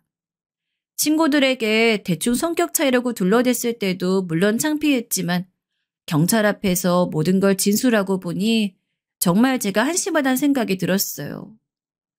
어떻게 눈 뜨고 이런 일을 당했는지 그래도 나름 실속도 차리고 스스로 똑똑한 구석도 있다고 생각했는데 이런 식으로 누군가에게 사기를 당할 성격은 아니라 생각했는데 별 생각이 다 들면서 영혼이 탁 빠져나가더라고요. 경찰서에서 나와 터덜터덜 집으로 돌아오는데 어떻게 왔는지 기억이 나지 않아요. 집으로 돌아오면서 한강물을 보는데 문득 이러다 나쁜 생각이라도 할 것 같아서 급하게 집 주변에 있는 신경정신과를 찾아가 다짜고짜 선생님 앞에 앉아 약을 처방해달라고 했다는 것만 뚜렷하게 기억이 납니다. 의사 선생님도 제 상태가 심각해 보이셨는지 상담 치료를 병행하자고 하셨고 그 후 저는 한동안 약을 받고 상담 치료를 받으며 이 상황을 조금이라도 극복해 보려 노력했습니다. 그러고 나서 한참을 곱씹어 보니 그제야 이상하다고 할 만한 점이 하나둘 생각났어요. 우선 재벌 회장 아들이 외국 유학까지 다녀왔으면 세상 좋은 건 다 경험하고 자랐을 텐데 무슨 그렇게 되도 않는 아는 척이 심했을까 하는 생각이 들었고요. 보통 그런 건 뭐가 좀 모자란 애들이 하는 짓이지 점잖은 입장에서 그러지 않잖아요. 또 먹는 모습도 그렇고요. 그런데 참 이제야 말이지만 그러는 게 생긴 거랑 너무 잘 어울려서 그때 미처 눈치를 채지 못했어요. 상견례 끝나고 와서 엄마도 뭔가 우습단 듯이 먹는 모습이 유별나지 않았냐고 하던 기억도 났고요. 사실 좀 이상하게 보려면 얼마든지 징조는 많았는데 다 제가 눈에 보이는 게 없어 홀라당 넘어간 거였습니다. 그 인간들을 잡기까진 그야말로 피말리는 시간이었어요. 직장을 다시 알아보려니 기운도 안 나고 하지만 어떻게든 돈은 또 벌어야 해서 야간 편의점 아르바이트를 하기 시작했는데 새벽에 혼자 있는 시간이 많고 그놈의 얼굴이 어른거려 공황 발작이 오는 바람에 죽는다고 실려간 적도 있었고요. 도저히 이건 아니라고 어디 한적한 곳으로 가서 새 출발하자고 집 팔아서 이사 가자고 아빠에게 졸랐다. 고등학교 때 이후로 처음으로 두드려 맞은 적도 있어요. 이 천하의 처죽일 인간들이 말이죠. 돈만 뺏고 말 것이지. 왜 결혼식까지 진행을 해서 사람을 이렇게 오도 가도 못할 궁지에 몰아넣는지. 정말 그때 마음 같아선 어디 절이라도 들어가고 싶었지만 내가 미쳐 쓰러지는 한이 있더라도 내 반드시 이 인간들을 찾아내서 뼈를 씹겠다는 각오로 버텼답니다. 지금은 담담히 말할 수 있지만 생각해보면 어떻게 그 시간을 버텼는지 모를 정도로 제 평생 가장 고통스러운 시간이었습니다. 그로부터 6개월이 지나 드디어 경찰에서 연락이 왔어요. 지방 모텔에서 그들이 검거됐다고요. 알고 보니 이 인간들이 가족 사기단이더라고요. 친모자지간과 새아빠, 벌써 경제, 사기 이런 걸로 이미 수배가 8개나 달려있는 인간들이었고요. 한마디로 가족 정가를 다 합치면 그보다 더 많은 정가를 가진 악재들이었어요. 저한테 한 수법으로 사기친 피해자만 저 포함해서 5명이었습니다. 피해자들끼리 한자리에서 마주치면 민망해 어쩌나 걱정했는데 다행히 그러진 않았어요. 재벌가라고 속인 게 2명이고 뭐 변호사, 의사, 검사 좋은 건 다 사칭했더라고요. 피해자도 유부녀에서부터 대학생, 심지어 외국인 노동자까지 있었고요. 다 저처럼 그놈에게 속아 넘어간 사람들이었죠. 하지만 다른 건 차치하고 문제는 돈이었습니다. 그 사기단이 돈을 이미 어디다 빼돌렸는지 한 푼도 남은 게 없다고 하더라고요. 경찰이 어떻게든 수사를 해준다고 했는데 저흰 돈을 돌려받지 못했습니다. 그러다 한때 제 예비 신랑이었던 인간을 만났는데 저한텐 처음부터 사기칠 생각은 아니었고 사기친 돈으로 성형을 하려다가 그만 저에게 한눈에 반했다네요. 눈앞에 경찰만 없었으면 손가락으로 입을 쫙 찢어버리고 싶었어요. 물론 저를 만나는 그 와중에도 누가 또 걸릴까 싶어 다른 여자들을 꾸준히 작업하고 있었고요. 그놈의 나이며 이름이며 그야말로 성별만 빼고는 모든 게 다 거짓말이었습니다. 심지어 그 인간은 제가 그간의 상황을 설명하는데 실실 웃더라고요. 정말 그 큰 돈을 뺏어놓고도 아무 죄책감이 없는 표정이었죠. 마치 속아 넘어간 니들이 잘못이지 하는 표정이요. 그 당당함이 보이자 순간 전 눈이 뒤집혔고 주변 사람들이 저를 보고 있다는 걸 생각하며 참으려 했지만 그만 그놈의 멱살을 잡아버렸습니다.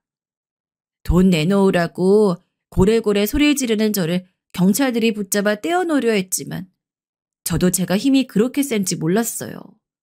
장정 몇 명이 제게 달려들었는데도 제가 그놈 머리칼을 쥐고 꽤 오랫동안 안 놓아주었더라고요. 나중에야 그놈의 쥐어 뜯긴 머리칼들이 바닥에 수두룩한 걸 보고 알았네요. 하지만 그놈은 끝까지 저에게 사과하지 않았습니다. 그저 실실 웃을 뿐이었죠. 그런 놈을 바라보고 있자니 이놈에게 어떤 법적 처벌이 가해진다 하더라도 결국엔 또 범죄를 저지르고 다닐 놈이란 생각이 들더라고요. 누군가는 저처럼 또 피해자가 될 거고요. 아무튼 그렇게 저의 신데렐라 꿈은 한바탕 총극으로 끝났습니다. 저도 제가 겪은 일이니 이렇게 심정이 절절한 거지, 만일 남의 일이라고 들었으면 엄청 웃었을 거예요. 그만큼 제가 겪은 일도 제 꼴도 다 한심하네요. 돌이켜보면 다 자업자득 같기도 합니다. 2년 넘게 만나면서 어떻게든 그 사람의 매력을 찾으려고만 했지, 그냥 있는 그 자체로 그 사람을 좋아했던 적이 있는가를 생각해보니 어느 정도 마음이 좀 편해지더라고요. 아마 사기가 아니었다고 할지라도 그렇게 일방적으로 저 자세로 결혼 생활을 했더라면 시기의 문제였을 뿐 전 언젠가는 불행해졌을 거예요. 어떤 스님이 말씀하시길 분수에 넘치는 행운이나 배려가 계속될 땐 이건 사기다라고 퍼뜩 알아차려야 한다고 하셨는데, 그저 구름 위에라도 올라갈 듯이 헬렐레거렸으니 어리석은 것도 죄라고 보면 할 말이 없죠 뭐. 그래도 마음을 털어놓고 나니 어느 정도 속은 좀 후련하네요.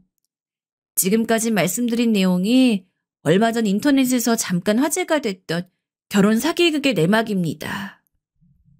제가 겪었던 일을 자세히 적어봤어요. 물론 정확한 수사 내용이나 신상 관련된 내용을 피하기 위해 약간의 각색은 있습니다. 아마 몇 가지 단서만으로도 무슨 사건인지 찾아내시는 분들도 있으시겠지만 아직 수사가 다 끝난 일이 아니고 다른 피해자들을 위해서라도 너무 사건이 특정되는 것은 원치 않습니다. 그냥 대략적으로 이런 내용이라고만 아시면 될 것 같네요. 많이 힘들긴 했지만 지금은 다행히 스스로 잘 추스르고 새로운 직장에 나가며 착실히 돈 모으고 생활을 다시 안정시키고 있어요. 오히려 이번 사건으로 얻은 교훈이 더 크다고 생각해요. 제가 눈이 멀었고 너무 욕심을 부린 나머지 일어난 일이니까 남은 생동안은 행운과 요령을 바라지 않고 정신 똑바로 차리고 살아야겠지요. 그래도 사기에 당한 돈이 워낙에 큰 돈이고 무엇보다 부모님 돈도 걸려있다 보니 꼭 돌려받을 수 있었으면 합니다. 지금까지 구구절절한 긴 이야기 들어주셔 감사합니다.